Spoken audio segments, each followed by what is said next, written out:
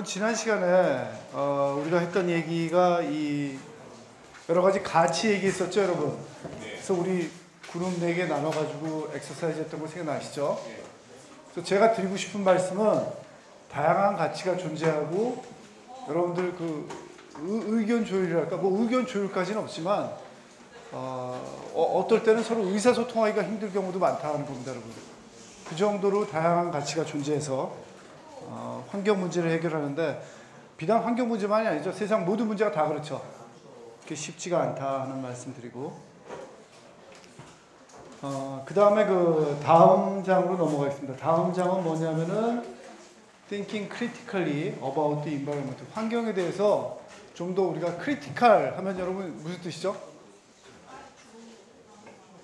크리티컬 영어 단어 무슨 뜻이죠? 뭐 비평 뭐 그런 뜻이죠, 여러분.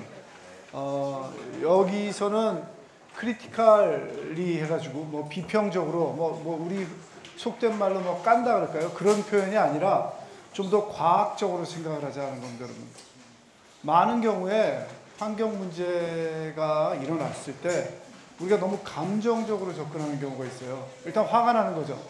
일단 내가 피해자라고 생각하면은 내가 마셔야 되고 내가 숨 쉬어야 되는 깨끗한 물하고 공기를 누가 더럽혀서 내가 피해를 본다고 생각하고, 또 우리가 지난 시간에 했던 그런 이해 같은 데서 보면은 사회적으로 약자가 있다고 생각하면은 왠지 약자를 좀 도와줘야 될 것 같은 그런 좀 심정적이라 할까요? 감정적인 면에 치우치는 경우가 있다는 겁니다. 그래서는 안 된다는 거죠. 우리가 수학 문제 풀 때, 여러분 물리 문제 풀 때하고 마찬가지로 환경도 좀 과학적으로 접근하고 이성적으로 접근할 필요가 있다는 겁니다. 자, 그래서 여기 한번 읽어보면은 Not only knowledge also requires sound critical thinking skills. 그러니까 우리가 지식이 더 많이 필요하다는 말씀을 드렸잖아요, 여러분. 우리 일단 아는 게 없어요. 사람 몸도 제대로 모르는데 환경 전체에 대해서 아는 전체 지식이 얼마 안 된다는 겁니다. 그래서 누군가 공부를 하고 연구를 해서 지식을 넓히고 그 넓힌 지식을 다들 많이 알고 하는 것도 중요하지만 그 다음에 생각을 할 때도 좀 더 과학적으로 사운드하게 크리티컬하게 할 필요가 있다는 겁니다. 그래서 우리가 사고를 좀 더 이성적으로 한다면은 결국은 여러분 판단을 내릴 때 디시전 메이킹을 할 때 좀 더 잘할 수가 있겠죠. 우리가 한쪽으로 치우치지 않고 잘할 수 있는 거고, 여기서 얘기하는 크리티컬이라는 거는 다시 한번 말씀드리지만 비평적이라 할까 비판적이라고 할까, 우리가 보통 생각하는 그런 네거티브한 의미하고는 좀 다르다는 겁니다. 과학적으로 이성적으로 그런 의미로 생각하시면 된다는 겁니다. 그래서 환경에 대해서 과학적으로 생각한다는 거는 결국은 뭐냐면은 과학적인 사고 방법을 환경 문제에 그대로 적용을 해야 된다는 겁니다, 여러분. 그렇게 되면은 우리가 과학적으로 생각을 하는 거죠. 그죠? 여러분, 과학적인 접근 방법, 과학적인 사고 방법 우리가 아는 거 뭐 있어요, 여러분? 여기 있죠. 귀납법, 연역법 우리 중고등학교 때 배우지 않았어요, 여러분? 수학책에서 배웠었던 그런 귀납법, 연역법. 우리가 철학적이고 과학적인 사고 방법이잖아요, 여러분. 그 방법을 여전히 환경 문제에서도 계속 써야 되는 거고, 그 다음에 확률의 개념, 그런 것도 우리가 분명히 적극적으로 받아들여서 생각을 해야 된다는 겁니다. 여러분 2학년 되면 확률과 통계 배워요. 그걸 제가 또 가르칠지 안 가르칠지 모르겠는데 최근 몇 년간 제가 가르쳤어요. 그래서 여러분들이 배우겠다 1학기 때 교과 과정에 따르면은. 근데 제가 지난 학기에 하면서 여러분들 선배한테 몹쓸 짓을 했어요. 그 시험을 너무 많이 봐버렸어요. 시험을 한 4번 봤거든요, 한 학기에. 중간고사를 3번 보고 기말고사는 전체를 모아가지고 또 한 번 다 같이 보니까 별로 좋은 소리 안 하는 것 같더라고요. 제가 진짜 농담으로 그랬거든요. 뭐 여러분들 뭐 속으로는 저 새끼 저 나쁜 놈 그렇게 욕하더라도 내 앞에서는 그러지 말라 그랬더니 몇몇 학생들이 표정이 바뀌더라고요. 진짜 실제로 그렇게 욕했나 봐요. 죽일 놈 그러면서. 뭐 당연하죠, 뭐 여러분. 뭐 제가 죽일 놈 돼도 좋습니다. 여러분들이 그만큼 공부만 하신다면은 죽일 놈 돼도 좋은데, 내년에 여러분 확률과 통계 배워요, 여러분. 그런 개념 아주 중요하다는 겁니다. 여러분도 중고등학교 때도 하셨죠? 확률과 통계는 중고등학교 때 수학할 때 보통 반으로는 아니던데 점수 밭으로 생각하시는 사람도 있고 이제 망가지는 분야로 생각하시는 분야도 있고 분들도 있고. 근데 아주 중요한 부분이다 하는 겁니다.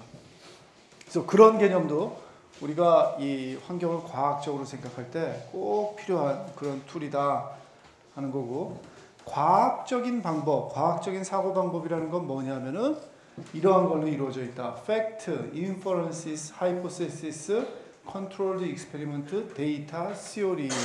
자, 이러한 방법을 계속 순환하다 보면은 과학이 된다는 겁니다. 여러분 이거 한번 보세요. 어느 분야나 똑같습니다. 어느 분야나 과학을 하는 방법은, 여기서 얘기하는 과학이라는 것은 자연과학, 공학의 베이스가 되는 자연과학뿐만 아니라 사회과학도 그래요, 여러분. 똑같이 이런 방법으로 학문을 하고 그 아는 바를 더 넓혀가는 겁니다. 여러분 한번 보세요. 제일 처음에 어떻게 되는 겁니까? Current Science Theories and Social Values. 그러니까 우리가 이미 받아들여진 기존의 과학, 뭐 이론으로 정립된 것들이 있다는 겁니다. 그거에 베이스를 해가지고 우리가 Observations of Nature, 관찰을 해요. 어떤 현상을 관찰을 한다는 겁니다. 관찰을 한 다음에 그 관찰의 바탕을 둬가지고 추론을 하는 거죠, 여러분. 추론을 한다. 추론이라는 건 뭐죠, 여러분? 일종의 추측이죠. 추측을 하는 거죠. 추측을 하는데 그냥 그럴까? 하고 끝나는 게 아니라 보다 과학적인 언어로 문장을 제대로 만들어가지고 논리적으로 만드는 게 바로 추론이다 하는 겁니다. 그 다음에 추론을 한 다음에 그 다음에 모델을 만든다는 겁니다. 모델은 뭐냐면은 여기서 some or all of the inferences to explain observation. 그러니까 이 우리가 관찰을 한 그 결과를 있잖아요. 그 결과를 설명하기 위한 모델을 만든다는 겁니다. 여기서 얘기하는 모델은 물리적인 모델도 되고 사실은 물리적인 모델이라기보다는 어떤 이론이나 아니면 뭐 수학적인 모델, 그런 것들을 얘기해 준다는 겁니다. 그 다음에 이 모델에 근거를 해서 가설을 만드는 거죠. 가설을 만들고 가설을 테스트한다. 가설을 검증한다는 거죠, 여러분. 가설을 그게 맞는지 안 맞는지 실제로 우리가 검증을 할 수 있다는 겁니다. 이런 것 여러분 내년에 통계에서 다 배워요. 여러분 수학적으로 데이터가 있을 때 여러분들이 만든 가설이 맞는지 안 맞는지 다 검증하는 방법을 배운다는 겁니다. 그래서 가설을 만드는 검증을 하기 위해서 데이터를 컬렉션하고 그게 맞는지 안 맞는지에 따라서 가설을 기각하고 아니면 채택을 하고. 자, 이렇게 되다 보면 뭐냐면 여러분 제일 처음에 우리가 기존에 알고 있는 논리지 바디가 있겠죠. 예를 들어서 우리가 전 세상에 이 세상의 모든 사물에 대해서 딱 손바닥만큼만 알아요. 손바닥만큼만 알면은 손바닥은 우리가 이미 알려져 있는 이론이라면 이건 누구든지 부정 안 하는 거예요. 예를 들어서 뭐 피타고라스 정리처럼 완전히 웰 프루브드 되고 다 받아들이는 그런 이론이라면은 그 다음에 전 세계 수학자들이 하는 건 뭐냐면은 여러분 기존에 알려진 그 피타고라스 정리 그거 가지고 뭐 계속 붙잡고 앉아 있겠어요? 그런 거 안 합니다, 여러분. 더 하는 건 뭐냐면은 피타고라스 정리의 베이스를 둬가지고 혹시 또 다른 정리를 만들 수 있지 않나. 또 다른 정리를 만든다는 거는 무슨 얘기냐면은 그만큼 우리가 설명이 안 되던 거를 우리가 식을 써가지고 설명을 할 수 있다는 거죠. 우리가 알고 있는 영역이 점점 더 넓어지는 거죠. 그래서 기존에 딱 손바닥만큼 한다면은 손바닥에서 조금 더 나가기 위해서 우리가 그렇지 않을까 하고 모델을 만들고 가설을 한다는 거죠, 여러분. 가설을 해서 만약에 우리가 했던 가설이 맞다면은 예를 들어서 뭐 그런 건 없겠지만 뭐 피타고라스 정리는 직각삼각형인데 직각삼각형이 아니라 뭐 둔각삼각형의 그 세 변의 길이를 나타낼 수 있는 무슨 식이 뭐 가설이 이렇다고 해가지고 실험을 해보니까 그게 맞다면은 우리가 피타고라스 정리는 요 손바닥 안에 있었지만 둔각삼각형의 세 변의 길이를 관계하는 그 식은 여기서 좀 더 늘어나는 거죠, 여러분. 그렇죠? 전반적으로 우리가 알고 있는 영역이 점점 더 넓어진다는 겁니다. 이렇게 되면서 점점 과학이 발달하는 거죠. 그렇죠? 처음엔 요만큼 알다가 조금 더 알고 이렇게 된다는 겁니다. 또 하나 이 예를 들어볼게요, 여러분. 여러분 더 쉽게 받아들일 수 있는 건데 여러분 저는 나이가 들었으니까 저희 부모님 중에 한 분은 돌아가셨어요. 제 나이 때 되면은 고아가 되는 사람들이 많아요. 그러니까 다 돌아가시죠. 근데 저희 아버님은 한 6년 전에 돌아가셨어요. 여러분 뭐 다 아시죠? 여러분 거의 100% 암으로 돌아가실 거 아시죠? 중간에 뭐 젊어서 사고가 나기 전에는. 지금 여러분 때는 모르겠어요. 뭐 여러분 때도 제 생각에는 암이 많이 정복이 된다 그래도 결국은 암으로 돌아가실 거예요, 여러분. 막판에는 메이저 이유는 암일 거라는 겁니다. 뭐 놀라는 거 아니잖아요, 여러분. 받아들여야죠, 사실. 그렇죠? 근데 저희 아버님이 6년 전에 암으로 돌아가셨는데 그때는 암 수술한 다음에 뭐라 그랬냐면 의사들이 무조건 항암 치료를 해야 된다 그랬어요, 여러분.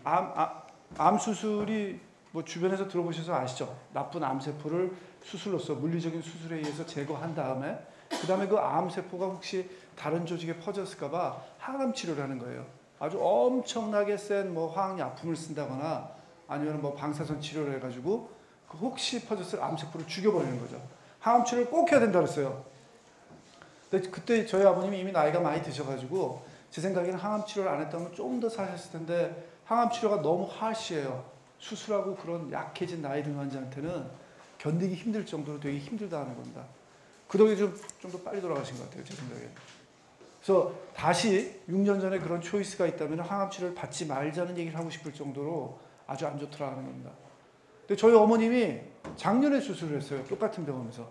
물론 다른 암이지만 수술을 했는데 또 암 수술을 하셨어요. 그 다음에 또 그걸 걱정했죠. 또 항암 치료를 하지 않을까 하라 그래가지고 괜히 지치게 만드는 거 아닌가 했는데 이번엔 병원에서 그러더라고요. 무슨 얘기를 하냐면 6년, 5년 사이에 이런 스페시픽한 암의 종류에는 항암 치료가 안 된다고 그런 얘기를 하더라고요. 그만큼 논리지가 쌓인 거예요, 의료계에. 뭐 그 병원에서만 한 게 아니라 전 세계 모든 병원에서 그런 케이스들을 다 모아가지고 논문을 쓰고 그만큼 논리지 베이스가 넓어진 거죠. 이제는 아는 거예요. 항암 치료 쓸데없이 해가지고 환자 지치게 하고 아프게 할 필요 없이 예를 들어서 별로 안 된다면 항암 치료 안 하자. 그렇게 가는 거죠, 여러분. 항암 치료 안 하셨어요. 지금 괜찮으세요. 자, 그런 식으로 알고 있는 게 점점 더 늘어나는 거다 하는 겁니다. 과학의 방법이 그렇고 환경도 똑같이 여러분 과학적으로 접근하셔야 되고 공학적으로 접근하셔야 된다 하는 겁니다. 뜨거운 마음만 있어가지고는 해결이 안 돼요. 자, 우리가 특히 환경하는 사람들, 여러분은 괜찮은데 환경에 접하는 사람들 중에 여러분, 특히 여러분들 중에 일부가 뭐 한두 명이라도 환경을 나중에 전공하시면은 우리는 약간 특이해가지고 계속 상대하는 사람들이 공학하는 사람들이 아니에요. 모든 사람들이 수학을 이해하는 사람들하고 상대를 하는 게 아니다 하는 겁니다.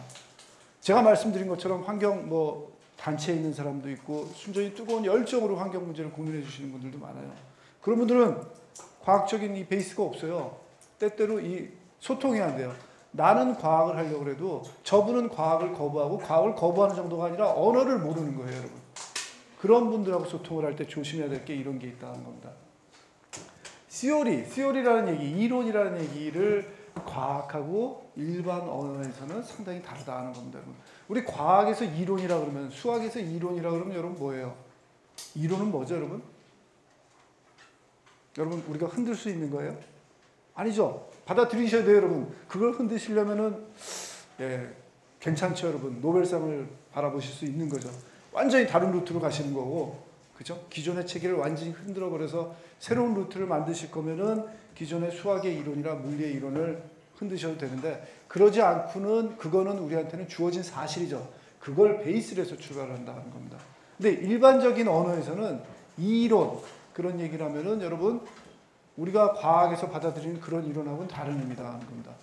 일종의 일반적인 언어에서 이론 그러면 여러분 뭐냐면은 일종의 가설이에요, 가설. 여러분 이 영화 아세요?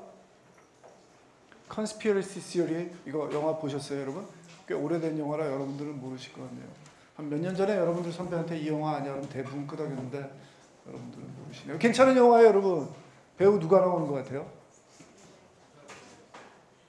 멜 깁스라고 줄리아 로버츠 약간 한물 가긴 했지만 그래도 한때는 잘 나가던 배우들이잖아요, 여러분. 이 Conspiracy Theory 이 영화가 하는 얘기가 뭐냐면 음모론이에요, 여러분. 모든 게 음모론. 그런 얘기 하잖아요. 케네디 암살도 음모론이고 뭐 음모에 의한 거고 모든 게 다 음모에 의한 거다 하는 그런 그 Conspiracy Theory. 여기서 음모론 얘기할 때 이 음모론이라는 거는 우리가 과학에서 얘기하는 이론이 아니죠. 그쵸? 그야말로 가설이고 뭐 플로저블한, 뭐 가능한 그 정도의 뭐 일종의 썰이죠, 썰. 그쵸? 그 정도 수준이다 하는 겁니다. 언어가 다르다 하는 겁니다. 소통할 때 조심하셔야 되고. 그 다음에 과학하고 테크놀로지, 사이언스하고 테크놀로지 차이가 뭔지는 아세요, 여러분? 이런 질문 받지 않으셨어요? 공대 1학년 오면은 사이언스하고 테크놀로지의 차이가 뭐냐? 어렴풋이 어떻게 알고 계세요?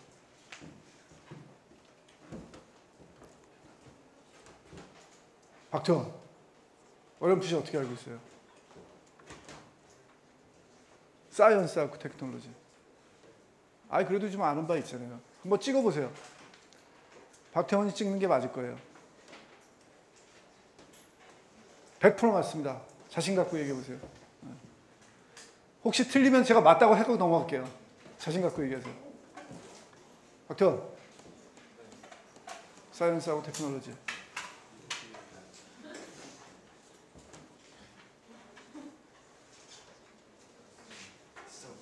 사이언스는 그럼 우리말로 뭐예요? 단어. 과학. 테크놀로지 그럼 뭐죠? 그러면 과학하고 기술 차이가 뭐예요? 그냥 그 느낌만 얘기하셔도 돼요. 지금 얘기 다 하셨어요. 과학하고 기술 그러면은 이 방에서 사실 그 차이 못 느끼는 사람 아무도 없을 거예요. 그 한마디만 해주세요. 과학은 뭐예요? 네, 학문이고. 맞습니다. 얘기 다 하신 거예요. 맞다 그랬잖아요, 내가. 테크놀로지는 과학의 베이스를 둬가지고 그걸 실용적으로 뭔가를 해결하려는 그 기술이죠, 기술. 그쵸? 그런 거고. 사이언스 앤 오브젝티비티. 이건 무슨 얘기냐면은 과학을 할 때는 오브젝티브 할 필요가 있다는 거예요. 객관적이라는 얘기죠, 여러분. 그럴 필요가 있는 거고.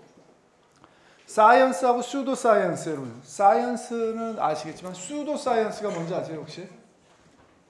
여러분, 수도라는 접두사가 들어가면 무슨 뜻인지 아세요? 수도. 수도 하면은 약간의 그 거짓의 뻥의 뭐 그런 얘기입니다, 여러분. 자, 여기서 이거 한번 보여드릴게요, 여러분. 수도 사이언스의 대표적인 거.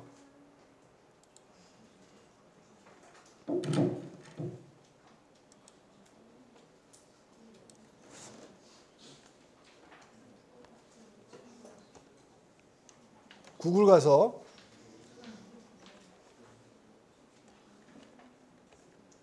여러분 이거 아세요? 크랍 서클? 들어보셨죠? 크랍 서클 아시죠? 여러분 이 사진 보시면 아시겠지만 크랍 서클은 이렇게 그 커다란 밭에, 그쵸? 커다란 밭에 아주 큰 스케일의 이런 무늬가 생기는 거예요, 여러분. 주로 언제 생기냐면은 자고 나면 생겨 있어요. 며칠에 걸쳐서 작업하는 걸 우리가 볼 수 있는 건 아니고 며칠에 걸쳐서, 그러니까 자고 나면 생겨 있다 하는 겁니다. 자, 이거를 왜 수도 사이언스의 예라고 하냐면은 이게 너무나 잘 만들었어요, 여러분. 여기서 지금 이 사진 한번 보세요, 여러분. 이 스케일이 꽤 큰 겁니다. 뭐 요거야 뭐 큐트하게 넘어갈 수 있지만 얘 보세요, 여러분. 심각해요. 그쵸? 하룻밤에 이렇게 생기기에 만만치 않죠. 그래서 어떤 생각들을 했냐면은 이 크랍 서클은 이거는 사람이 할 수 있는 게 아니다.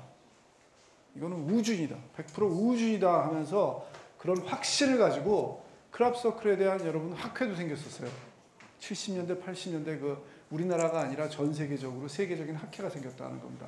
그래서 이게 어떻게 생긴 것이며 과연 이 패턴별로 어떤 우주인하고 연관을 시켜야 되는지 막 연구도 하고 발표도 하고 그랬다는 겁니다. 근데 크랍 서클 이제는 거의 다 한 90% 정도 넘어온 것 같아요. 사람들이 이제는 뭔지 알고 있냐면은 대부분 뭐예요, 여러분? 크랍 서클?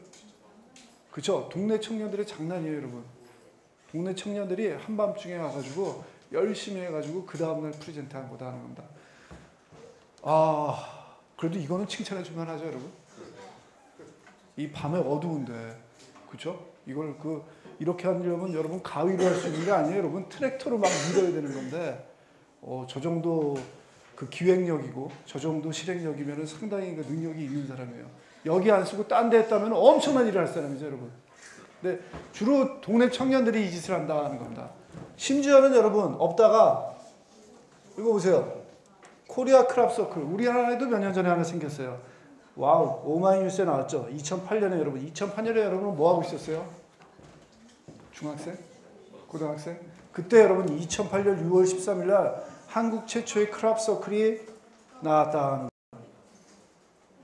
이것도 여전히 그 우주인이 온 게 아니라 동네 청년이 한 거예요, 여러분. 한번 볼까요? 아, 여기 사진 있네.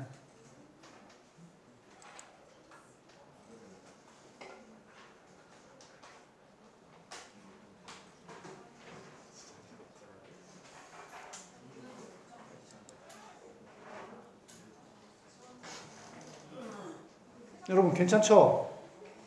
예? 이것도 여러분 뭐 우리 학교 건물 정도, 요 건물 정도 수준이 아니라 훨씬 더 큰 수준이에요.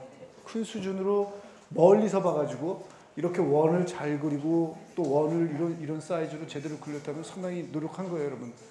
우리나라에서도 해냈어요. 보령의 동네 청년들이 한 건 했다 하는 겁니다, 여러분. 자, 이런 거 대표적인 수도 사이언스다 하는 겁니다.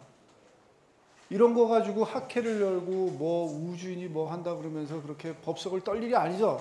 그걸 사이언스인 양 하면서 그렇게 떠들어대고 쓸데없이 고민하는 게 바로 수도 사이언스 대표적인 거다 하는 겁니다. 100%죠, 여러분. 그쵸? 이런 것들. 또 수도 사이언스의 예가 뭐가 있을까요, 여러분? 생각나는 거 없어요?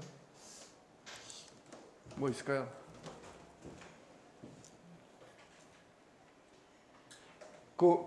그게 있다면서요? 나는 사실은 그 종교에 대해서는 잘 모르는데, 그 탐 크루즈가 믿는 종교가 약간 그렇다면서요? 그런 거 안 읽어보셨어요, 여러분? 사이언톨로지인가 그런 것도 그럴 수 있죠, 정확히 제가 말을 조심해야 되겠네요. 실체를 모르면서 좀 특정 종교를 비방하는 거는 제가 나중에 큰일 날 일이 있겠죠, 여러분. 그런 것들 수도 사이언스 조심해야 된다는 겁니다. 그 다음에 또 조심해야 될 게 사이언스하고 미디어 커버리지. 미디어 커버리지라는 거는 언론에서 이런 과학적인 사실을 보도하는 거, 그런 것들을 우리가 조심해서 들어야 된다는 겁니다. 자, 이거 얘기하기 전에 이거 얘기해 볼게요, 여러분.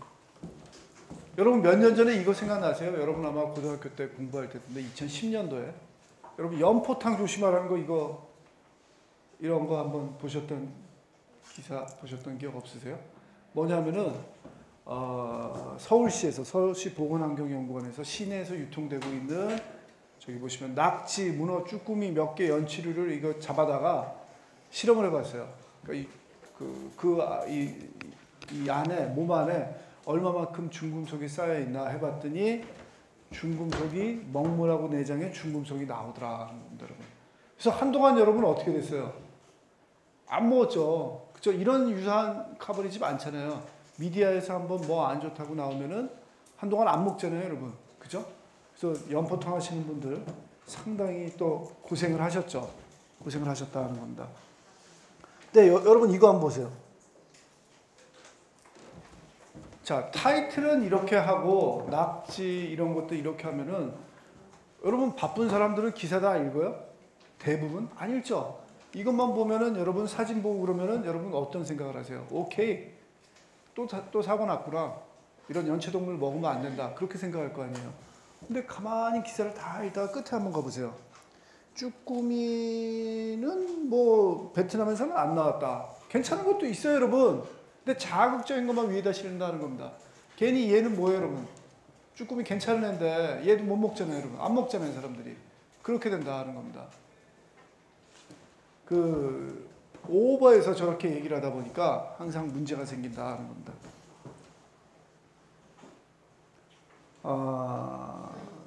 여러분 문어 뭔지 한번 다시 한번 말씀드리고 낙지 뭔지 여러분 이렇게 말씀을 드린다는 겁니다.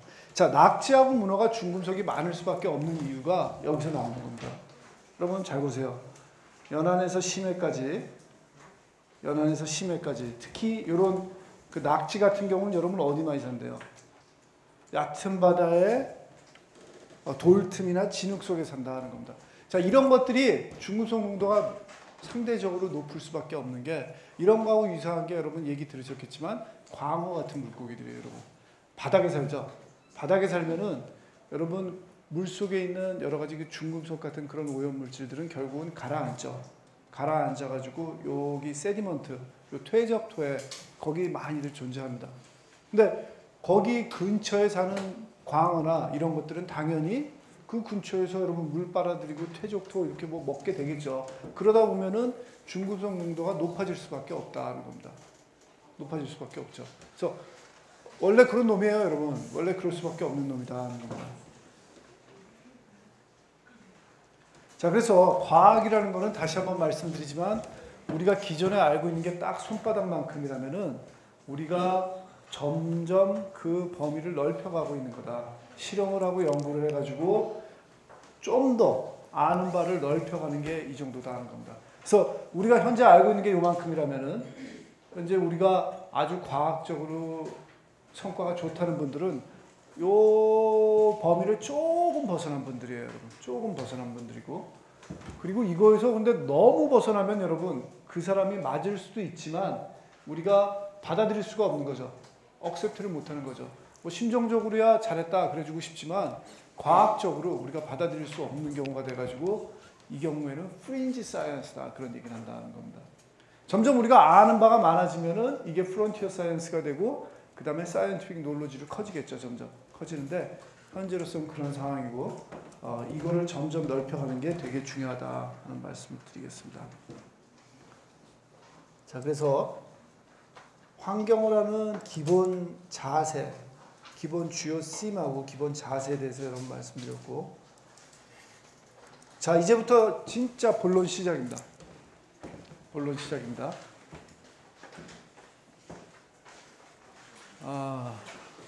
자, 시스템하고 체인지. 토픽이 시스템하고 체인지. 시스템과 변화. 그걸로 넘어갑니다. 여러분, 시스템이라는 얘기 있죠? 시스템. 시스템은 뭐냐면 set of entities that function as a whole. 자, 무슨 뜻이죠, 여러분? 시스템 여러분 아는 이해 한번 들어봐 주세요, 저한테. 여러분이 알고 있는 시스템. 정의가 이렇다면은 여러분이 알고 있는 시스템 뭐 있어요? 좀만 크게 얘기해 주세요. 맞았어요. 얘기해 주세요.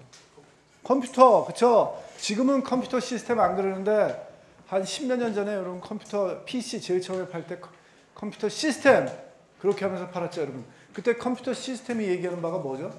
뭐죠? 네? 좀 더 크게 해도 돼요.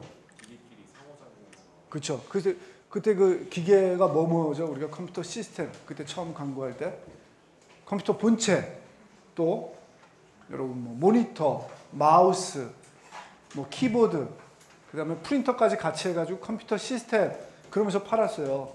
근데 요즘은 삼성이나 뭐 삼보 요즘도 있나? 삼보 없었나요? TG 있죠, TG 그렇죠? 그런 회사에서 광고하면서 컴퓨터 시스템 그렇게 광고 안 하죠, 여러분. 그죠? 근데 옛날에 그렇게 시스템이라는 단어를 써가지고 광고를 했다는 겁니다. 그때 시스템이라는 의미가 방금 학생이 얘기한 것처럼 여러 개의 개체, 그런 것들이 하나의 역할을 하는 거죠. 우리가 아는 컴퓨터, 문서를 뭐 편집을 한다거나, 뭐 고치거나, 그래가지고 프린트할 수 있는 그런 기능을 가진 그런 컴퓨터 시스템으로서 작용을 한다는 겁니다. 그런 게 시스템이에요. 또 아는 시스템 여러분 뭐 있어요?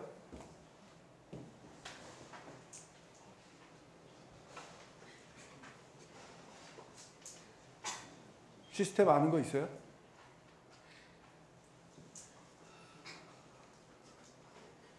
한 가지만 더 얘기하고 넘어갈게요, 여러분. 요번에는 박필 시스템 아는 거 있어요? 예, 시스템. 예, 시스템의 예. 한번 들어본 뭐라든지 한번 얘기해 보세요. 뭐든지.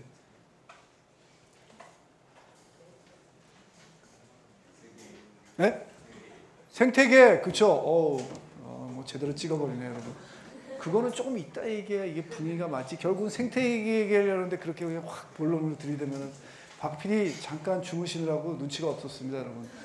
여러분 강의 보조를 마치려면은 그렇게 본론을 곧장 찌르면 안 돼요. 지금쯤은 곁에까지 하나 해주고 그 다음에 생태계는 내가 하게 만들어야지.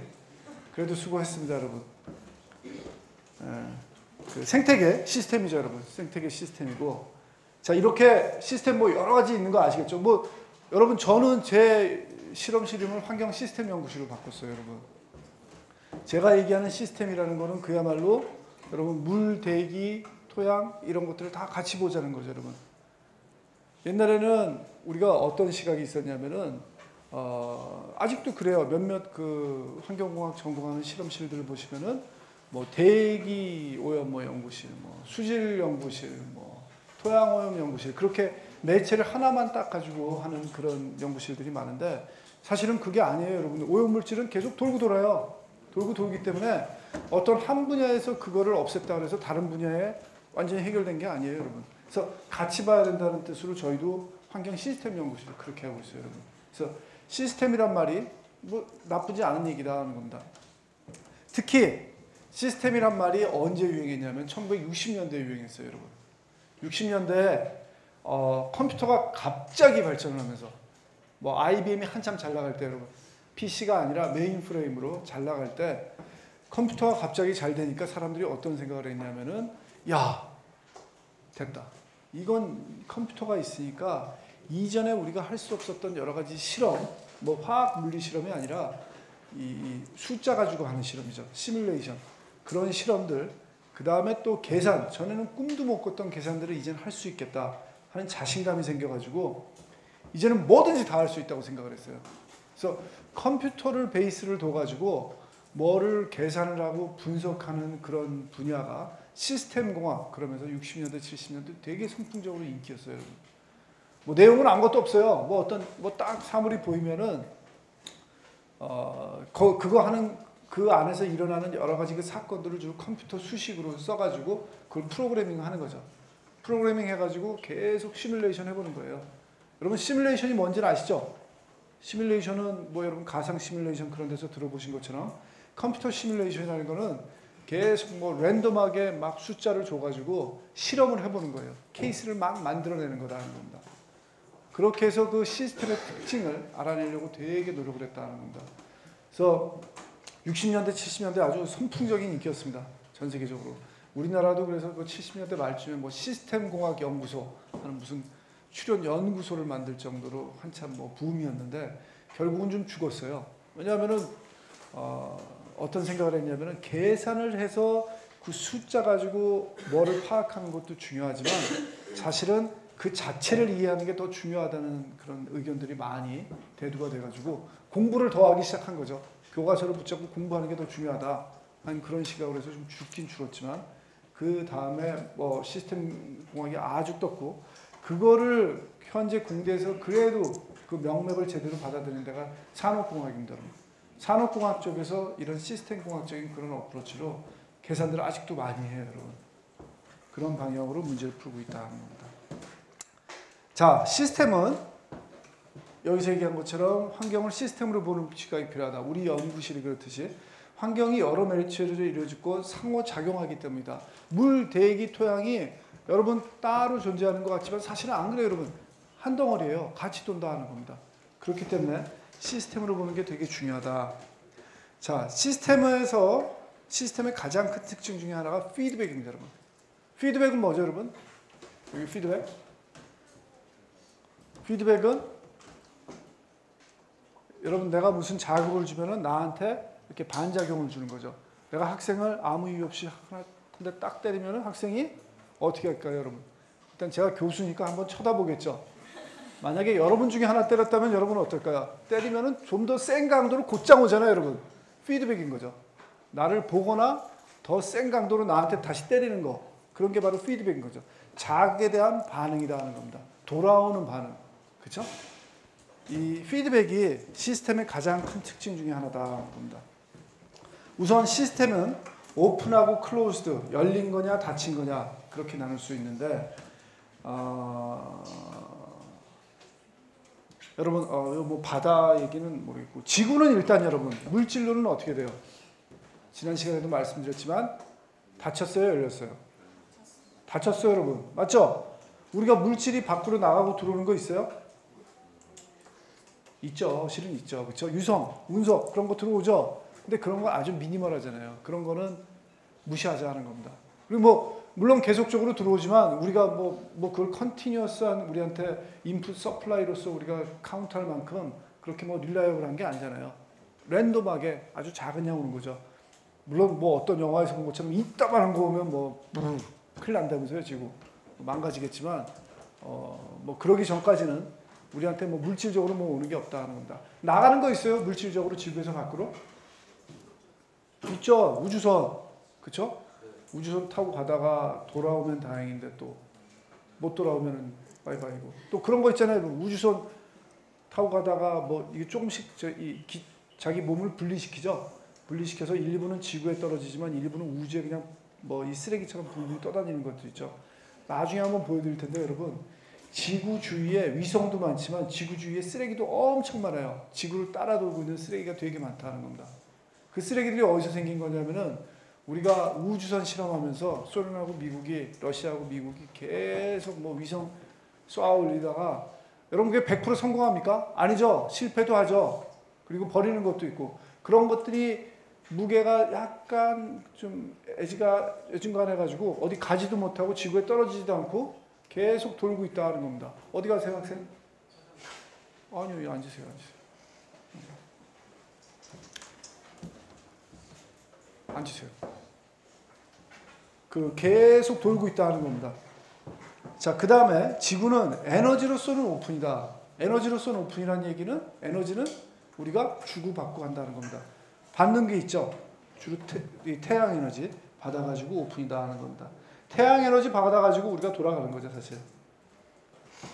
자, 피드백이라는 거는 다시 한번 정의하면은 시스템의 아웃풋이 또한 인풋으로 작용해서 시스템의 변화를 초래하는 시스템 반응이다. 자, 아까는 제가 무슨 얘기를 했냐면은 학생을 때려서 학생이 저를 때리는 얘기 했잖아요. 우리를 만약에 별개의 시스템으로 보면은 이건 피드백이 아니에요. 이거는 사실은 어떻게 보면은 작용 반작용이겠죠. 근데 우리가 내부에서 우리가 하나의 시스템이라면은 우리가 건설환경공학과 1학년이라는 하나의 시스템이라면은 시스템 내부에서 일어난 반응이라고 할 수도 있겠죠. 그렇죠? 그런 경우에 시스템의 아웃풋이 또한 인풋으로 작용하는 그런 게 바로 피드백이다 하는 겁니다. 이런 피드백에는 포지티브한 거하고 네거티브 두 가지가 있다는 겁니다. 포지티브하고 네거티브.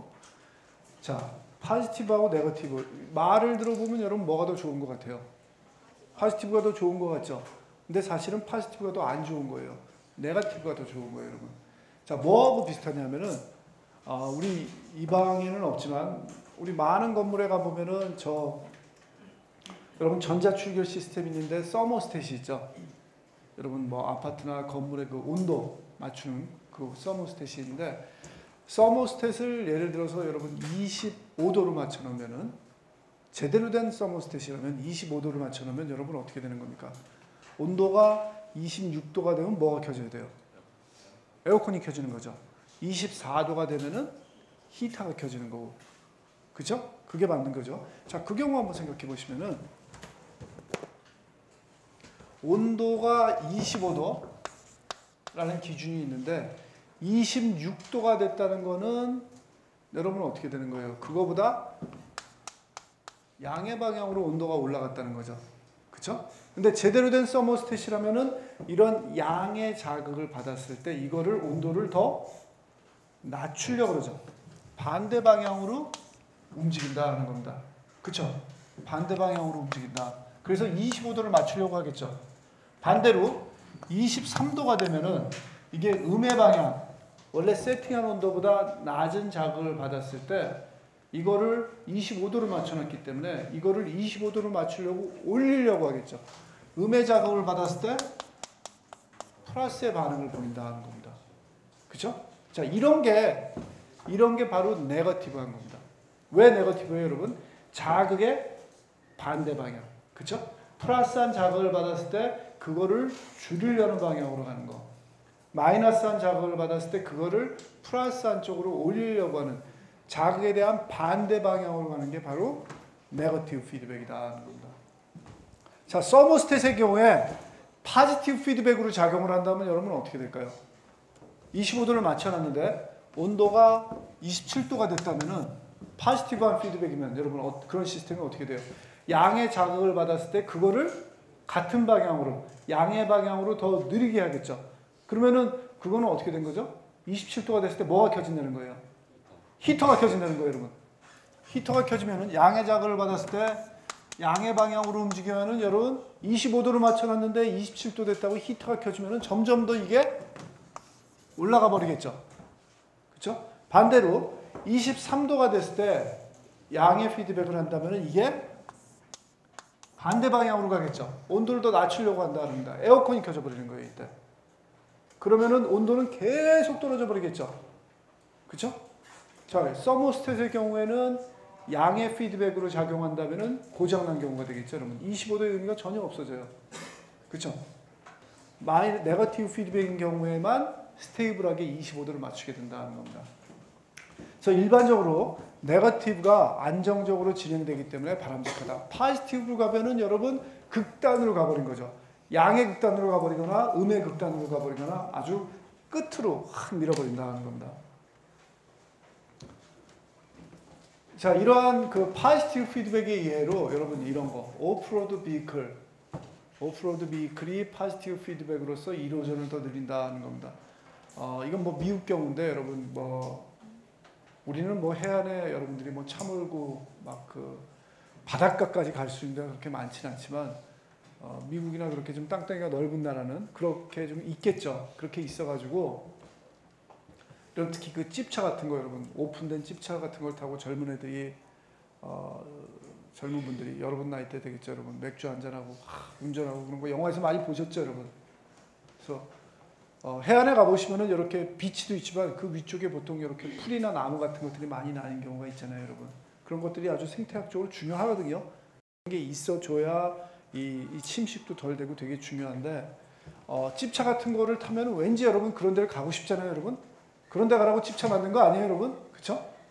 그래서 찝차를 타고 그런 데를 막 가다 보면 그런 풀이 죽겠죠, 여러분. 풀이 죽다 보면은 결국은 침식이 더 일어나서 이로전이 더 일어나가지고 풀이 더 없어진다 하는 겁니다. 이런 거 포지티브 피드백이죠. 자, 이로전이 더 생겨나면은 결국은 어떻게 되냐면은 여러분 자동차가 다닐 수 있는 그 길 같은 게 더 생겨나겠죠. 그럼 다음 차가 오면은 그 다음 차는 그게 길인 줄 알고 글로 더 간다 하는 겁니다. 더 가다 보면은 결국은 풀이 더 죽어가지고 길이 더 넓어지고 계속 이렇게 되는 게 바로 포지티브 피드백이 되는 거죠, 여러분. 또 하나 포지티브 피드백 예화 한번 들어볼까요? 여러분 산 좋아하세요? 등산 가는 거? 여러분 나이 땐 싫어하시죠? 산악부이기 전에. 여러분 산악부인 학생이 있으세요? 없으세요 혹시? 여러분 선배들 중에 98학번인데 우리 학교 산악부에서 여러분 에베레스트 올라간 적이 있어요. 근데 그 에베레스트 정상 정복조에 실은 여러분 선배 하나 학생이 있었어요. 98학번 김병철 군이라고 지금 대우건설 다니는데 제 방에 가면 그 학생이 그 찍어준 그 에베레스트 탑 그 정상에 사진도 있어요. 칼라로. 거의 찍기 힘들다 그러더라고요. 그렇게 날이 좋은 날이 거의 없는데 찍어서 딱 저한테 준 게 있어요, 여러분. 뭐 여러분은 안 믿겠지만 존경하는 내 이름을 쓰면서 뭐 교수님 하면서 딱 이렇게 준 게 있어요. 나중에 한번 오세요. 보여드릴게요. 자, 산 안 좋아하시는데 가끔 어머니 아버님한테 끌려서 가시는 경우 있었잖아요, 여러분. 가시다 보면은 특히 북한산, 뭐 북한산뿐만 아니라 어느 산도 다 그래요, 여러분. 물론 그 공원에서는 이 등산로 만들어놨죠. 그렇죠. 이런 뭐 요즘은 잘 해놓잖아요. 바위 같은 데는 위험하니까 철제 계단도 만들어 놓고 요 나무로 대구를 해서 다 만들어 놓잖아요. 그렇게 만들어 놨는데 주말에는 여러분 산에 너무 많이 가잖아요, 사람들. 그렇죠. 토요일날, 일요일날 뭐 어머니 아버님이 산에 갔다 와서 불평하시는 얘기 못 들었어요? 경치는 무슨 경치? 앞에 사람 발꿈치만 뒤꿈치만 보고 갔다 그러죠, 여러분. 뒤꿈치만 보고 그냥 겨우 뭐 줄 서가지고 갔다 오다 그 정도 수준이다 하는 겁니다. 사람이 너무 많으니까 어떻게 돼요, 여러분? 예를 들어서 이게 길이면은 옆으로 조금씩 가죠, 여러분. 옆으로 길을 일부러 내서 간다 하는 겁니다. 없는 길을 몇 사람이 이렇게 만들어서 가다 보면은 그게 길인 줄 알고 또 다른 사람들이 또 따라가게 되죠. 그래서 결국은 산에 길이 생기는 거예요, 여러분. 그렇죠? 자, 그렇게 길이 생기다 보면 여러분 어떻게 되냐면은 산에 길이 났다는 건 여러분 어떻게 알아요? 일단 그 길 위에 풀이 하나도 없죠. 다 밟아서 다 죽어서 이게 좀 맨 땅이 드러나야 길인 줄 알잖아요. 근데 사람들이 더 다니다 보면은 그 옆에 점점 넓어져요, 여러분.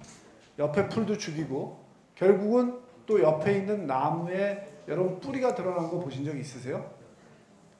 뿌리가 드러나죠? 그 나무는 10년 내에 100% 죽어요, 여러분.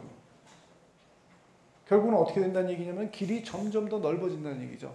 넓어지면서 아주 황폐화되는 거죠.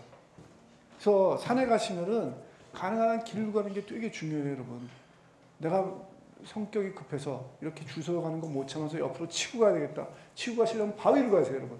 흙으로 가셔서 풀을 밟으시면은 여러분이 시작이 돼서 결국은 포지티브 피드백에 의해서 더 많은 베지테이션이 죽을 수밖에 없다는 겁니다. 또 하나 예 보여드릴게요, 여러분. 여러분 저 신서재공학관 앞에 저 주차장들이 있는 거 아시죠? 거기 그 중앙에 이렇게 게이트 있는 주차장 아세요, 여러분? 한번 오늘 내려가다 한번 보세요. 나중에 뭐 밥 먹으러 가실 때 한번 보시면은 딱 중앙 부분에 어떤 주차장이 있냐면 여기 게이트가 있어요. 여기 있어서 들어갈 수 있는 차만 들어가요. 보통 저희 교수들 주차장인데 그 교수 주차장의 화단, 그러니까 오른쪽 화단, 신소재공학관 쪽의 화단을 보시면은 일부에 보시면은 여러분 어떻게 돼 있냐면은 풀이 하나도 없어요. 풀이 하나도 없고 제가 북한산에 난 등산로처럼 지금 어떻게 돼 있냐면은 풀이 하나도 없고 일부 나무는 지금 밑둥, 요 뿌리가 다 드러나 있어요, 여러분. 왜 그렇게 됐을까요, 여러분? 사람들이 글로 지나가서 그래요, 여러분. 조금만 화단을 이렇게 비켜서 가면 되는데 신소재공학관에 있는 교수님들, 과학기술관에 있는 교수님들, 재성토목관에 있는 교수님들 인정할게요. 저도 급하면 해요, 그렇게. 근데 급하면 하는데 될 수 있는 대로 안 하려고 노력을 해요, 여러분. 그렇게 막 가다 보니까 지금 어떤 지경에 이르냐면은 풀이 하나도 없어요. 진짜 놀랄 정도로 없어요, 여러분. 하나도 없고 나무도 곧 죽을 지경이에요, 여러분. 자, 왜 일단은 처음엔 풀이 죽고 그 다음에 왜 또 잡초가 안 자라는지 아세요? 사람들이 계속 밟아주니까 흙이 어떻게 되는 거예요? 다져지는 거예요.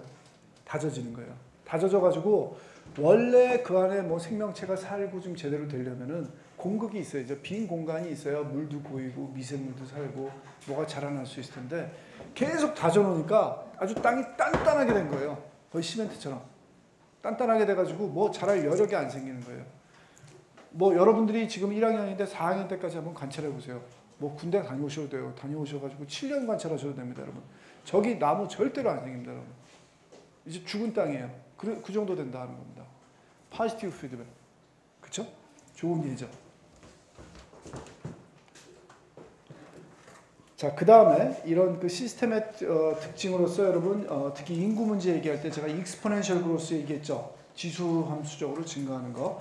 이것도 포지티브 피드백의 예다. 겁니다. 인구가 여러분 1800년 후반부의 그 부부처럼 이렇게 늘어났죠. 엑스포넨셜이 늘어났죠. 그것도 포지티브 피드백의 예다.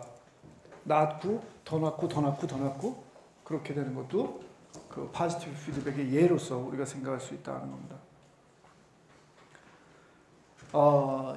우리가 또 지난 시간에 무슨 얘기했냐면 현대 환경 문제의 가장 특징 중에 하나가 도시화라 그랬죠.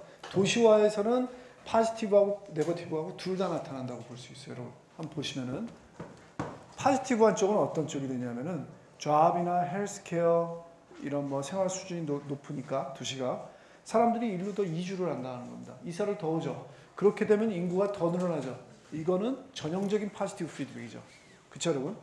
네거티브 피드백은 뭐냐면은 사람들이 많이 살다 보니까 대기하고 물이 오염이 된다 그랬죠. 오염이 되면은 병이 많이 생기고 또 범죄도 생기고 사람들이 불편해지죠. 불편해지니까 사람들이 글로 안 오려고 그러겠죠. 이거는 인구가 포지티브하게 갔는데 인구가 줄어드는 네거티브한 쪽으로 가는 거죠. 양면이 다 있어요. 다시 한번 말씀드리지만 80년대쯤에 예상하기에는 요 네거티브 피드백이 더 지배할 거라고 생각했어요. 더 크리라고 생각했는데 전 세계적인 트렌드를 보면은 이쪽이 이겨가고 있어요, 여러분. 포지티브가 이겨가고 있다는 겁니다. 도시화가 점점 더 되고 있다는 겁니다.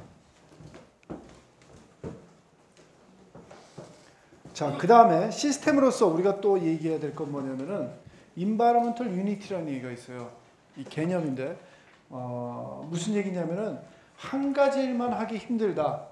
모든 것이 서로 연관되어 있다는 겁니다. environmental unity라는 개념이 그거다는 겁니다.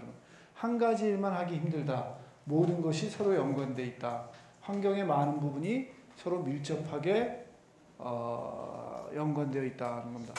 제가 여러분 수업 끝나고 재성토목관으로 돌아가다가 제1공학관을 나가서 내려가다가 왼쪽에 화단 같은 데 나오죠, 여러분. 지금 뭐 자동차공학과에서 뭐 건물 짓는다는데 거기 아직도 화단 있잖아요.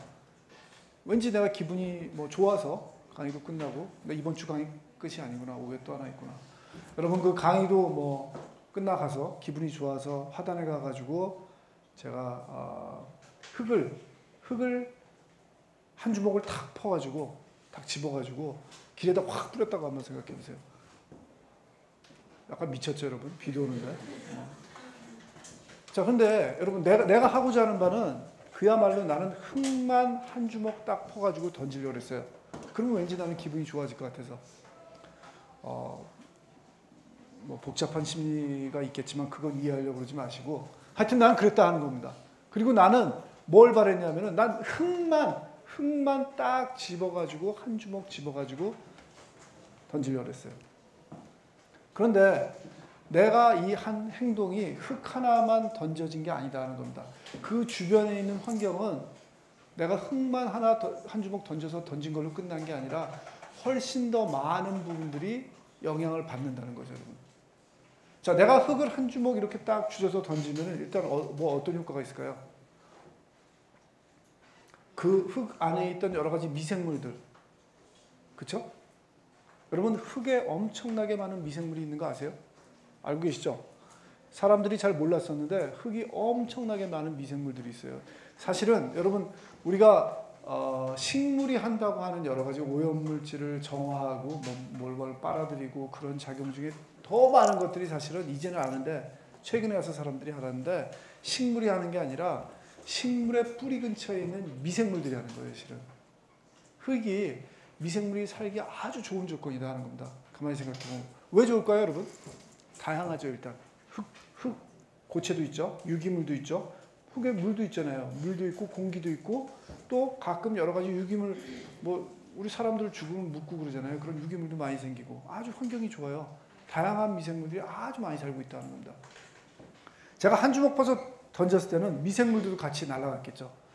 걔네들은 원래 흙에 있었으면 잘 살았을 텐데 내가 아스팔트에 던지는 바람에 흙이 퍼지면서 환경이 안 좋아져가지고 죽을 가능성이 더 많겠죠. 자, 내가 미생물을 그만큼 제거하면은 미생물만 제거하는 걸로 끝나는 게 아니에요, 여러분. 흙에 있는 미생물들을 먹고 사는 아주 작은 벌레들 있죠. 그렇죠? 그럼 벌레들도 영향을 받았겠죠. 걔네도 없어진다는 겁니다. 벌레가 없어지면 또 뭐가 없어져요, 여러분? 그 벌레 잡아먹는 조금 더 큰 벌레들 있죠. 걔네들도 영향을 받았겠죠.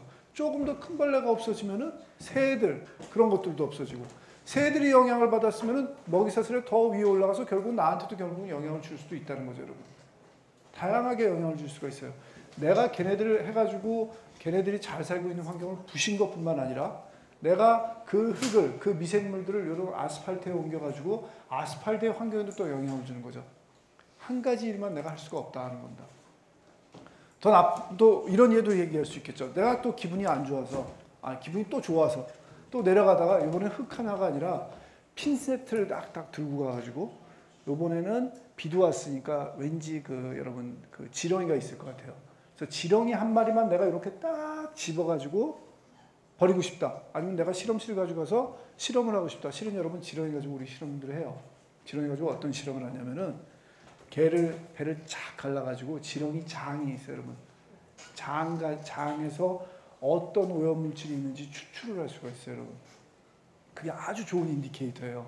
어떤 인디케이터냐면은 흙이나, 여러분 아까 제가 이 바닷속에 있는 퇴적토 얘기했죠. 그 퇴적토 안에 오염물질이 얼마나 있고 그게 먹이사슬로서 얼마나 전이 되는지 알아볼 수 있는 아주 좋은 인디케이터다 하는 겁니다. 지렁이만큼 그 땅속을 잘 헤매고 다니는 애가 어디 있어요? 그렇죠? 물론 궁극적으로는 사람을 잡아다가 사람 내장에 있는 중금속을 추출하고 싶겠지만 그런 실험을 할 수가 없잖아요, 여러분. 그렇죠? 할 수가 없기 때문에 지렁이 가지고 실험을 한다는 겁니다. 그래서 제가 지렁이 한 마리만 핀셋 가지고 딱 집어가지고 가서 실험을 한다 그래도 지렁이 한 마리가 없어짐으로써 얼마만한 그 디스터번스가 생기겠습니까? 그 생태계 한 가지 일만 하기가 힘들다 하는 겁니다. 그게 바로 인바이러먼털 유니티다 하는 겁니다. 왜냐하면 이게 시스템이기 때문에 다 상호 연관이 돼 있고 개체로서 연관이 되어 있는 것뿐만 아니라 서로 상호작용이 있어가지고 그렇게 된다는 얘기입니다. 자, 그 다음에 환경을 전체로서 보는, 시스템으로서 보는 시각으로서 나올 수 있는 얘기가 뭐가 있냐면은 유니포미테리언이즘이라고 있다는 겁니다. 인바이러먼털 유니티하고는 좀 다른 개념이에요. 유니가 들어간다 그래서 뭐 비슷하지 않나. 그래서 뭐 시험 문제가 나올 때 잘못 찍으시는 분들이 있는데 아니다 하는 겁니다, 여러분. 유니포미테리언이즘이라는 건 뭐냐면은 1785년에 제임스 허튼이라는 사람이 허튼 소리 하나 했죠, 또. 이 얘기를 했는데 무슨 얘기냐면은 The present is the key to the past. 무슨 얘기냐면은 현재를 보면은 과거를 알 수 있다는 겁니다. 환경에서 현재를 보면은 과거를 알 수가 있다. 뭐 상당히 당연하고 뭐 별 뜻 없는 얘기 같지만 무슨 얘기냐면은 이 얘기입니다. 현재 일어나고 있는 피지컬하고 바이올로지컬한 여러 가지 프로세스가 지구 역사를 설명하는데 도움을 준다는 겁니다. 우리 지금 일어나고 있는 뭐 지진 활동이나 아니면은 뭐 미생물이 살아가는 방법이나 동물 식물이 살아가는 그런 방법들이 현재 살아가는 거를 보면은 과거에 어땠을지 우리가 추측을 할 수가 있다는 겁니다. 첫 번째 키는 뭐냐면은 현재 이렇게 살아가는 게 몇백 년 전에 다르게 살지는 않았다는 겁니다, 여러분. 그렇죠? 뭐 갑자기 진화를 해가지고 뭐 어제는 뭐 다르게 살던 놈이 뭐 오늘 다르게 산다 그런 거 없죠, 여러분.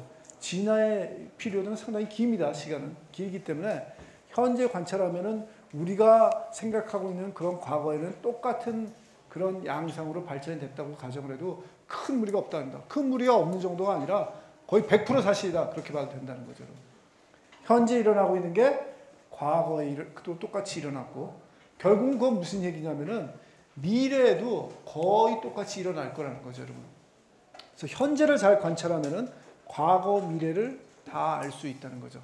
비슷한 프로세스가 계속 반복되고 있다는 그런 얘기를 해주는 겁니다. 자, 시스템으로서 일단 지구를 한번 생각해 보자 하는 겁니다. 지구는 여러분, 사실은 여러분, 우리가 다시 한번 생각해야 돼요. 우리가 지구가 아니죠. 지구를 여러분 한자로 쓰면 첫 자가 뭐예요? 땅지자죠. 근데 우리 별이 다른 별들하고 다른 특징이 땅이 아닙니다, 여러분. 우리 별이 다른 별하고 다른 특징은 뭐예요, 여러분? 물입니다, 물. 물이 있기 때문에 우리가 다른 별하고 다른 겁니다. 심지어는 최근에 와서 우주에 더 많이 나가죠, 여러분. 주로 미국이 드라이브해서 외국 다른 별들이 나가는데 외국이 아니라 다른 별들을 가가지고 생물체가 있었을 수도 있다 하는 그 가능성을 뭘로 알아요, 여러분? 물이요. 물이 조금이라도 존재했다는 그런 흔적이 있다면은 우리는 어떻게 생각하냐면은 지구와 유사한 지금 우리 별과 유사한 생명체가 살았을 수도 있다 하는 아주 큰 단서로 생각해요, 여러분. 물이 우리의 특징이에요, 여러분. 우리는 지구가 아니에요, 사실은. 사실은 여러분 어떻게 불러야 맞냐면 수구예요, 수구. 그렇죠? 그리고 여러분 우리 별을 우주선 타고 밖에서 찍은 사진들 보세요, 여러분. 대부분 서피스가 뭐예요? 바다요, 여러분. 물이에요, 물. 파란 물이라고요. 이 황토색 흙은 별로 안 돼요. 별로 안 되지. 뭐 상당 부분 있긴 하지만 물보다는 적다 하는 겁니다. 다른 별에서 다른 외계인이 우리 별을 볼 때는 우리는 지구가 아니라 수구다 하는 겁니다, 여러분. 그렇죠? 워러 플래닛이에요, 우리는. 워러 플래닛이 그건데 단지 우리의 시각이죠, 여러분. 우리가 인간으로서 우리가 이 지구의 주인이라고 착각을 하고 우리가 살고 있는 이 생활 터전이 땅 위에 있기 때문에 지구라고 생각하는 거지, 얼스라고 생각하는 거지, 흙이라고 생각하는 거지. 사실 흙은 이 우리의 특징이 아니다 하는 겁니다. 물이 중요한 거지. 자, 지구는 근데 태초에 어떻게 생겨났다고 여러분 들었어요? 처음에? 태초라는 말은 약간 종교적인 얘기라면 처음에는 어떻게 생겨난 거죠? 뭐 처음에는 지금 같지 않았다는 얘기는 들으셨죠, 여러분? 엄청나게 뭐 환경이 척박하고 되게 안 좋았다 하는 얘기, 그렇죠? 뭐 폭발하고 생명체가 거의 없었는데 생명체가 나오면서 지구의 조성도 많이 바뀌고 지금 살 수 있는 이런 형태가 된 거죠. 제가 조금 이따 말씀드릴게요. 생명체 영향을 아주 많이 받고 있고 생명체가 없다면은 지구의 조성이 많이 다를 것이다 하는 겁니다. 특히 지구를 시스템으로서 봐야 되고 우리가 이 시스템으로 볼 때 생명체가 있어서 있는 시스템이기 때문에 생명체를 우리가 특별히 잘 다룰 필요가 있다는 겁니다. 그래서 바이오타라는 얘기가 뭐냐면은 지구상에 살고 있는 모든 생물을 통칭해가지고 바이오타라고 불러요, 여러분. 그 다음에 바이오스피어라는 건 뭐냐면은 지구 중에서 생명체가 살고 있는 부분을 바이오스피어 그렇게 부른다는 겁니다. 자, 지구에서 생명체가 살고 있는 부분이 뭐 어디예요, 여러분? 다죠, 다. 그렇죠? 생명체가 없는 데가 어디 있어요? 다 있어요. 옛날에는 없는 데도 있는 줄 알았어요. 예를 들어서 여러분 옐로스톤이나 미국의 옐로스톤이나 뉴질랜드 그런데 이 간헐천 사진이나 비디오 보신 적 있으시죠? 가서 보신 분들도 있을 거고. 그 간헐천이 뭐예요, 여러분? 아주 높은 온도의 지하수가 그것도 보통 지하수가 아니라 산도도 아주 높아요, 여러분. pH도 엄청 낮다고요, 여러분. 우리 피부 넣으면 휙 하고 그냥 다 녹아버릴 정도의 아주 높은 pH의 고온의 그런 물들이죠, 여러분. 그런 것들이 팍 올라오고 뭐 쫙 뿌려지고 그러잖아요. 그런데 아니면은 북극, 남극, 얼음 속 그런 데는 생명체 없다고 생각했었어요, 옛날에는. 근데 최근에 알려진 거에 따르면 여러분 그런 데서도 다 추출해 보니까 미생물이 다 나왔어요. 우리가 알고 있는 미생물들은 아닌데 새로운 종의 미생물들이 거기 아주 잘 살고 있더라는 겁니다. 온도가 100도가 넘고 pH가 2, 3 되는데도 미생물은 다 살고 온도가 마이너스 2, 30도 되는데도 미생물은 다 살더라는 겁니다. 무슨 얘기예요, 여러분? 냉장고, 냉동고 다 뻥이라는 얘기예요, 그러면? 그쵸, 여러분? 믿을 만한 게 아니라는 거죠. 그쵸? 그 안에 미생물 없고 활동을 줄이기 위해서 우리가 냉장고, 냉동고 쓰는데 그게 생각보다 100%가 아니라는 얘기죠, 여러분. 그래도 괜찮아요. 우리한테 현재 우리 요 기온대에 사는 미생물들은 대부분 그 온도에 가면은 생장이 줄어들죠. 줄어들기 때문에 우리 음식 보존하고 그런 데는 괜찮아요, 여러분. 그렇다고 미생물이 100%안 산다. 그렇게 가정하지 마십시오. 나름대로 미생물이 살긴 살 텐데 우리가 측정할지 모르는 그런 미생물이 살 가능성은 많은 거죠, 여러분. 자, 지구 최초에는 이랬다 그러죠, 여러분. 바위 덩어리에다가 아주 어둡고 뭐 폭발만 일어나고 이랬는데 이랬다 그러죠, 뭐 이랬겠죠. 그러다가 생명체가 살면서 우리가 사는 이런 모양으로 바뀐 거다라는 겁니다. 자, 이거 보시면 여러분 지올로지컬 클락이에요. 이 얘기는 들으셨을 거예요, 말로. 여러분 이때 이 시기에 지구하고 태양계가 시작했다고 생각하고 이렇게 돌아서 현재가 왔어요, 여러분. 오케이? 이만큼 시간이 지났어요. 그 중에서 사람이 산 시간은 어느 정도냐면은 여러분 보이시죠? 요만큼밖에 안 돼요, 여러분. 여기서 요거 조금 덧대는 요 선 보이시죠? 요만큼 사람이 산 거예요. 사람이 산 시기가 얼마 안 된다고요, 여러분. 그러면 어땠냐면은 처음에는 한 이 정도 시기에는 엄청나게 긴 시기죠. 지구가 태어나서 한 뭐 40% 되는 시간은 생명체가 사람이 산 것보다 한 몇백 대 되는 40%가 아니라 예를 들어서 한 한 10몇 프로 되는 시간에는 생명체가 없었어요. 생명체가 없었다가 아주 단순한 형태의 생명체가 이때부터 생겨나기 시작한 거예요. 생겨났고 그랬다가 여기서부터 산소가 생겨나기 시작한 거죠. 대기 중에 산소가 있기 생각한 거예요. 그전에는 산소가 없었어요, 여러분. 산소가 없으니까 같은 형태의 생물체는 살 수가 없었죠. 산소가 없어도 살 수 있는 그런 생명체만 있다가 그런 것들의 여러 가지 작용에 의해서 대기 중에 산소의 농도가 늘어나기 시작한 거예요. 그러면서 다른 종류의 이때 돼서야 단세포 생물이 생겨나기 시작한 거예요. 단세포 생물이 생겨나고 이제는 다세포 생물이 생겨나고 동물이 생겨나고 그 다음에 이렇게 바뀌었다 하는 겁니다. 그러니까 사람이 우리가 여기 산 거는 진짜 얼마 안 돼요, 여러분. 우리보다 훨씬 더 오래 지배했다고 생각하는 동물이 뭐죠, 여러분? 공룡이죠. 공룡도 이거보다도 훨씬 더 짧은 시기에 존재한 거죠, 여러분. 공룡도 우리에 비해서는 훨씬 더 잘했지만 이 전체 이 시기에 비하면 아주 짧은 시간 지구에 있었던 거죠, 여러분. 사실은 지구 생명체의 주인인 것처럼 우리가 생각하는데 사실은 지구 생명체의 주인은 누구예요? 이렇게 보면 가장 오래된 애들은 원시 생물들이에요, 여러분. 그렇죠? 어떻게 보면은 우리가 이런 단세포 생물, 다세포 생물, 박테리아한테도 우리가 뭐랄까 이 지구의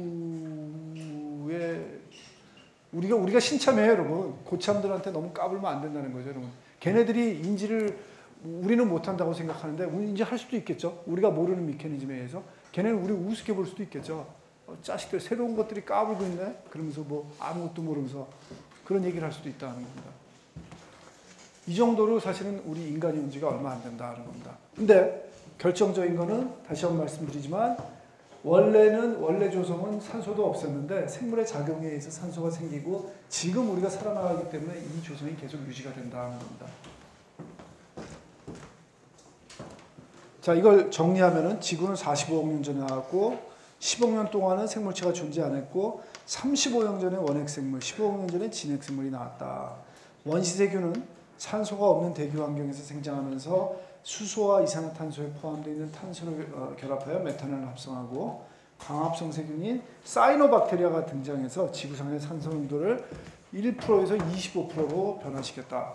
사이노박테리아. 얘네가 사실은 엄청난 일을 한 거죠. 엄청난 일을 해가지고 우리가 살고 있게 이렇게 만들어준 거다 하는 겁니다.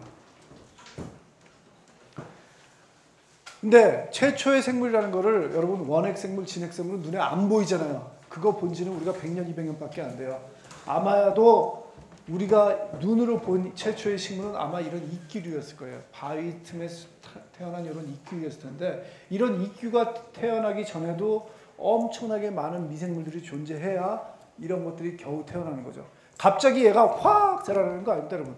미생물들의 베이스가 있어야 자라나는 거였고 아마도 눈에 보인 최초의 생물은 우리가 이걸로 기억할 텐데 이거보다 훨씬 전에 미생물들이 있었다는 겁니다. 여기까지 할게요. 요거 다음 시간에 할게요. 이제부터.